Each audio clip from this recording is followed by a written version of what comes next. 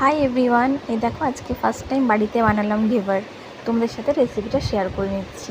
এই দেখো, প্রথমে 3 চামচ ঘি নিয়ে নেব, তার মধ্যে একটা বরফের টুকরো দিয়ে ভালো করে এরকম করে ঘষে নেব। তারপর ঘষে নেওয়ার পর যে এক্সট্রা জলটা থাকবে সেই জলটা আমরা ফেলে দেব।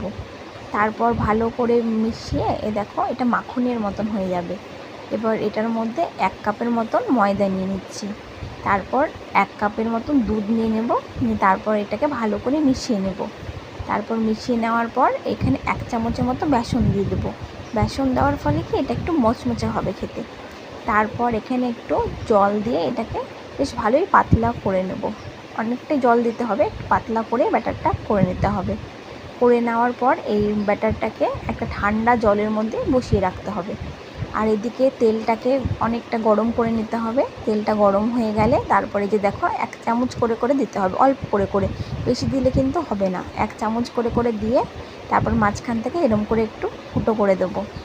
তারপর এটাকে একটু ভালো করে ভেজে নিতে হবে, এই লাল লাল করে ভেজে এবার তুলে নিচ্ছি। তারপর তুলে এখানে আগে থেকে একটু চিনির শিরা করে রাখতে হবে। এই দেখো চিনির শিরা দিয়ে দিচ্ছি ওপর দিয়ে। আর একটু বাড়িতে এই দেখো আগের থেকে ক্ষীর তৈরি করে রেখেছিলাম, সেই ক্ষীরটা এবার ওপর দিয়ে দিচ্ছি। বাস, তাহলেই রেডি আমাদের ঘেভার। সবাই ট্রাই করে দেখো, অনেক টেস্টি হয় এটা।